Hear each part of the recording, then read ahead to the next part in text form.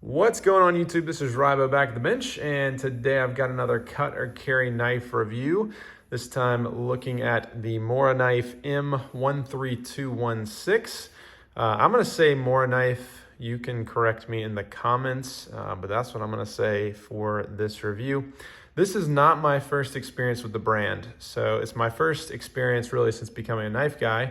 But years and years ago, when I was but a humble woodworker, I would buy some of these knife blanks and I would do different woodworking projects with them and make custom handles and things like that. And so I always liked them. I liked the look of the Scandi grind, and I thought they were pretty cool, but I wasn't really a knife guy at the time. And I think I even had these, I want to say, as a kid or as a teen. But I haven't had one in a long time, and recently I've been going through a fixed blade phase, and so I've been buying up different fixed blades and trying them out and comparing them and all kind of things. And so this was the first one in the fixed blade interest that I purchased. For all my Arrested Development friends out there, in the words of Gob Bluth, I've made a huge mistake, because I think I've purchased one of the best cheap fixed blade knives, and it may have ruined many others for me. But I guess that's getting ahead of ourselves. So with fixed blade reviews, I guess they'll look a little bit different in that they are going to generally come with a sheath as well that will be part of the review. So this is no different. Let me kick that off camera for a second and do a size comparison, and then we'll get into the cut or carry review. So I'm only going to compare it to one other fixed blade at the moment, but let me just throw a few things up on here. This is obviously the K-Bar Dozier, and I'm putting that up for good reason and good comparison, because I think this Morakniv may be the Dozier version of the fixed blade world. This is a large Sabenza up here, and then this is another new knife that I've been messing with, the Opinel number, I can't remember, 7 or 8 something. It's the Opinel something. Anyway, interesting, cool knife that I have for some reason not tried over the years. And then this is another really neat, interesting one in the fixed blade world. This is the Spyderco Mule Team, and these are some 3D printed handles from a company, really one guy on Etsy that I found and messaged a little bit, that are pretty interesting. And so I'll link him up below, and those will be in the video review. But another fixed blade that I've been trying out, but you can see size comparison there. Okay. Let's get on with things that I like and dislike about this Morakniv. I guess let's start with the sheath, because this is a pretty interesting part of the review, in that there are some things about a sheath that can really make or break a knife. You can have an excellent fixed blade knife, and if it is not easy to carry, and if there are issues with the sheath, it can really ruin the whole experience, and vice versa. So this is interesting. Again, and I guess I should have said this, but this knife can be had well under $20, maybe not well under in 2023 in the times we are, but it can be found for under 20 bucks. And it comes with this, and so you have this plastic sheath, and I guess I'll show it to you in there. And so a couple notable things about this sheath. One, it does have a clip here, and so a lot of sheaths, and I'll show you, like on the Spyderco, kind of classic leather, are fixed at the bottom here, so they require you to take your belt off and thread them that way. This is really neat in that it allows you to just clip the sheath onto your pants or wherever you want to put it, without having to take your belt off or anything like that. So super convenient. One of those things I wouldn't really pick up on until I've actually started to use and carry the knife. But it is in some ways, kind of like a Kydex in the waistband holster, and that you can just kind of clip it on and take it off, and you don't have to do all the threading.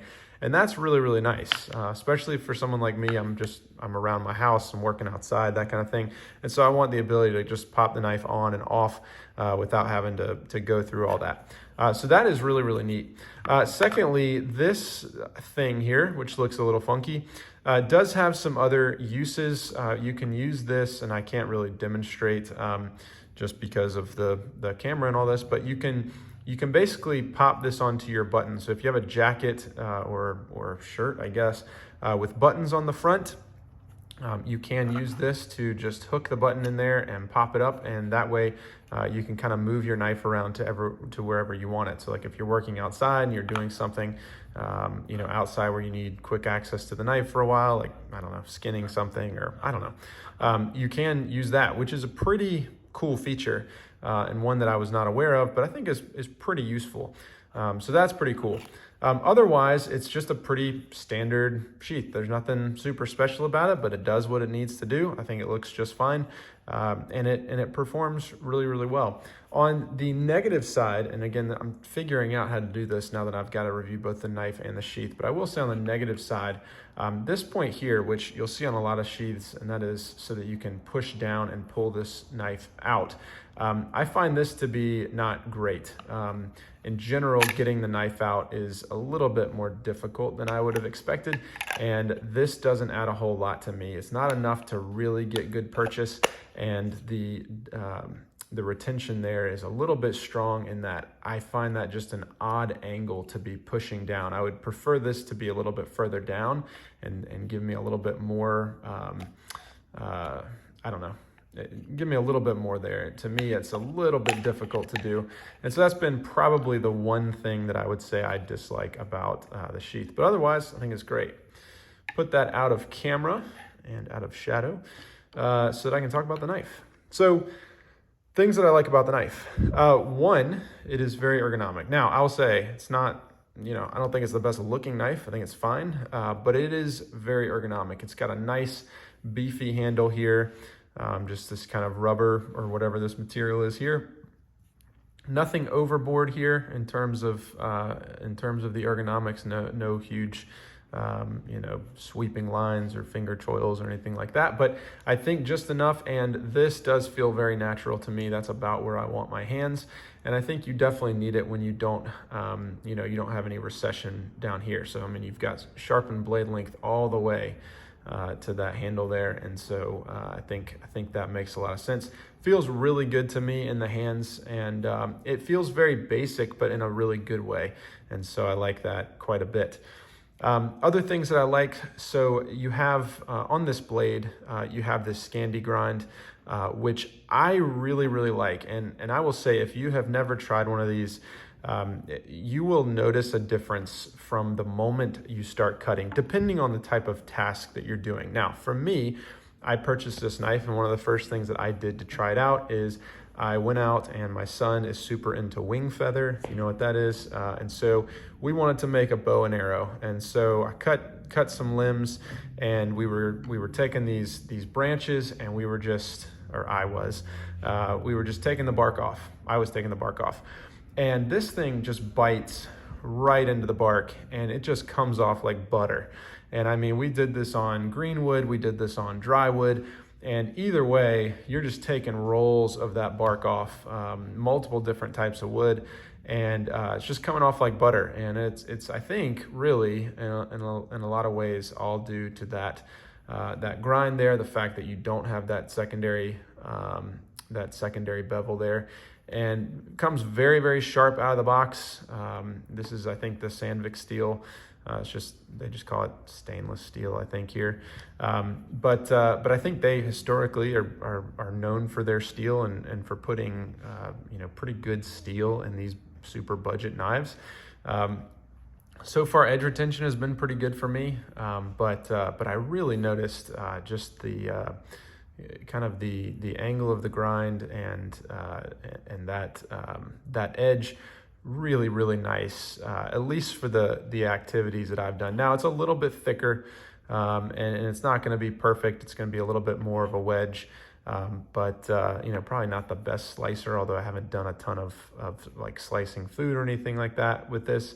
But for the things that I've used it for, I've really, really enjoyed that. And it is noticeably different from a lot of other knives and fixed blades that I would take out to do some of those things. So notching and even doing kind of chip back cuts and things like that have been an ease with this knife, and I really, really like that. Other things that I like just the general blade profile. It's longer, you've got a ton of sharpened blade length, you've got that like real small kind of clip in the blade right there, just to give you some piercing up here, but not too thin over here, which for a fixed blade and a knife like this, and especially a cheap knife like this, that you're probably going to beat up a little bit more. I think that makes a lot of sense, and I think it works remarkably well.